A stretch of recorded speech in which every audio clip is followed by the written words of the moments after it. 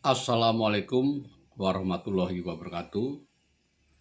Teman-teman, sahabat saya sekalian semua, jumpa lagi di channel saya, Ezril Aziz, dalam topik Aku dan Islam. Kali ini saya beri judul Masyarakat Madani. Jadi sedikit historiografi ya, ketika Nabi Muhammad mulai menjadi nabi dan berdakwah di Makkah, maka dia dapat tantangan yang luar biasa dari masyarakat kafir Quraisy ya. Ditolak, kemudian pengikut-pengikutnya disiksa, diintimidasi, dibully. Untungnya Nabi dilindungi oleh pamannya yang pemuka masyarakat Quraisy ya, dari suku Hashim ya. Akan tetapi tidak terjadi hal ini di Madinah. Masyarakat Madinah itu memang dikenal masyarakat yang lebih berakhlak lah gitu.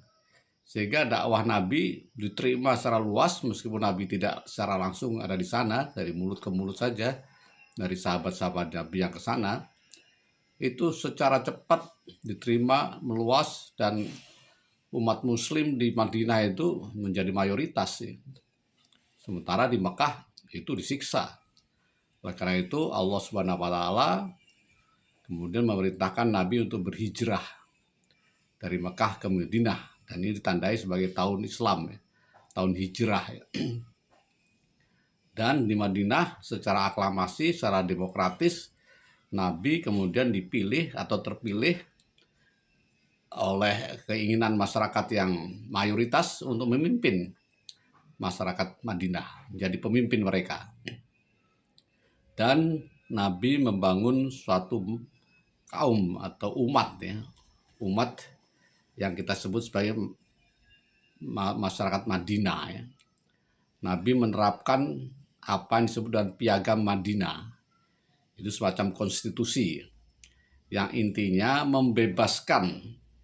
Jadi masyarakat Madinah itu terdiri dari faksi-faksi, kelompok. Ada yang Muslim, ada yang Kristen, ada yang Yahudi, dan ada juga yang masih menyembah berhala. Semua itu oleh Nabi Muhammad dirangkul. Dasarnya adalah bahwa tidak ada paksaan dalam agama. Jadi mereka yang Muslim ya ke masjid, mereka yang Kristen ya bikin gereja, yang Yahudi ya sinagog, yang masih menyembah berhala ya monggo. Tidak ada paksaan dalam agama. Kemudian Nabi mencontohkan ya dalam kehidupan sehari-hari, misalnya saja ya terutama Nabi membangun suatu ikatan di antara mereka semua bahwa mari kita bersama-sama saling melindungi, terutama terhadap serangan dari luar. Kita punya kepentingan yang bersama masyarakat, yaitu kepentingan membangun masyarakat yang damai ya. Di situ ada perdagangannya, ada saling tolong menolong dan sebagainya, dan juga membangun kepentingan melindungi diri dari serangan masyarakat luar, karena di zaman itu serang menyerang itu lazim sekali, menguasai sana, diperangi dan sebagainya. Maka kita harus bersatu untuk melindungi masyarakat kita, yaitu masyarakat Madinah. Oleh karena itu Nabi mengatur ketika berperang melawan suatu negara atau suatu kaum yang beragama Kristen ya, Nabi melarang atau mempersilahkan masyarakat Madinah beragama Kristen tidak ikut berperang ya. Pertama khawatir malah nanti jadi mata-mata ya sesama umat itu, atau yang merasa tidak enak, saya memerangi sahabat saya, saudara saya sendiri sesama seiman, sebagai gantinya membayar jizah. Ini kebijakannya, membayar jizah supaya timbul keadilan ya. Saya nggak perang, dia nggak perang, tapi harus membayar pajak lah gitu ya. Kemudian Nabi mencontohkan bagaimana dia juga berhutang dengan orang Yahudi. Jadi dalam perdagangan itu tidak ada beda-bedakan. Jadi inklusif aja. Urusan duniawi itu kita pisahkan dengan urusan ukhrawi. Urusan duniawi adalah urusan yang sekuler.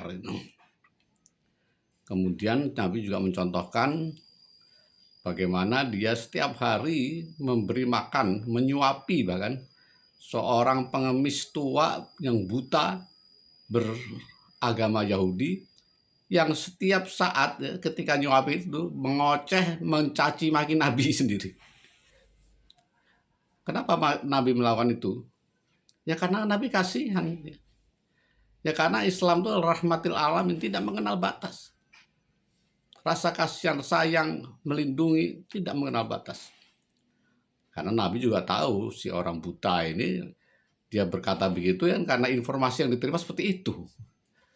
Ya dia biarkan aja. Nabi juga tidak berusaha, oh enggak itu bukan itu.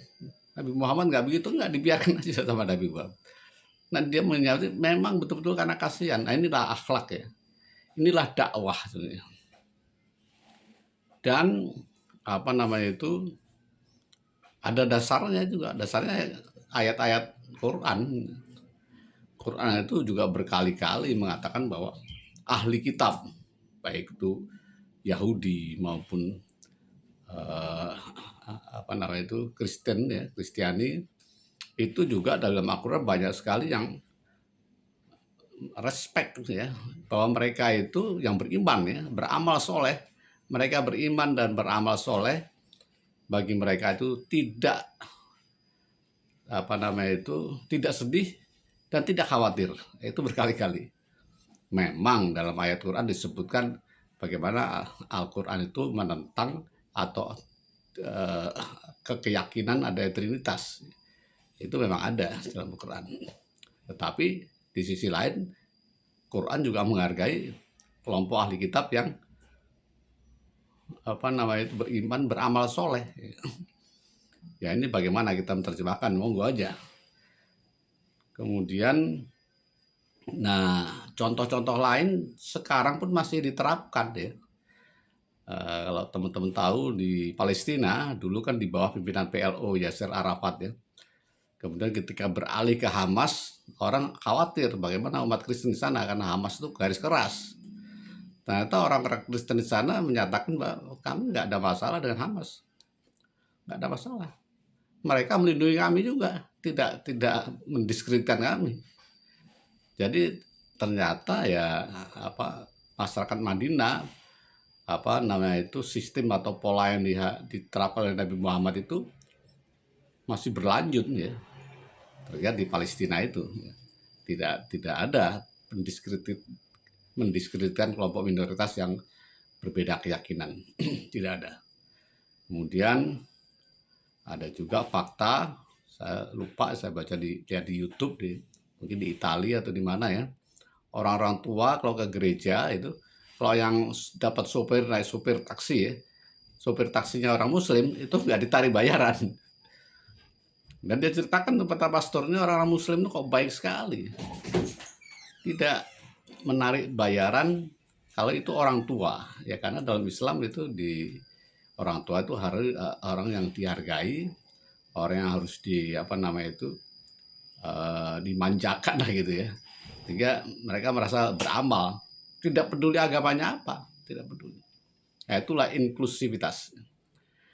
Nah konon Thomas Jefferson adalah presiden Amerika Serikat yang ketiga yang banyak berkontribusi pada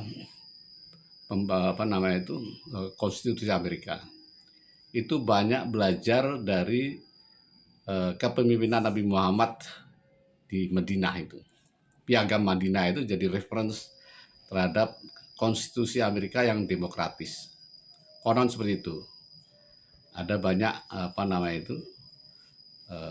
tulisan-tulisan Thomas Jefferson yang mengagumi Nabi Muhammad. Thomas Jefferson katanya di perpustakaannya juga ada Al-Quran di situ. Ya wallahu alam. Nah di Indonesia inklusivitas ke Islam itu dielaborate oleh Cak Nur dengan konsep tahun 70-an ya, sekularisasi, Islam sekularisasi. Meskipun Cak Nur banyak dicaci maki, ditentang ya, tapi marilah sekarang kita pelajari lagi. Maksudnya Cak Nur itu ya benar ya seperti Nabi Muhammad itu ya, kita kembali ke seperti itu. agamamu agamaku, agamaku agamaku. Tidak ada paksaan dalam agama. Justru inilah dakwah Islam itu. Dakwah Islam itu rahmatil alamin.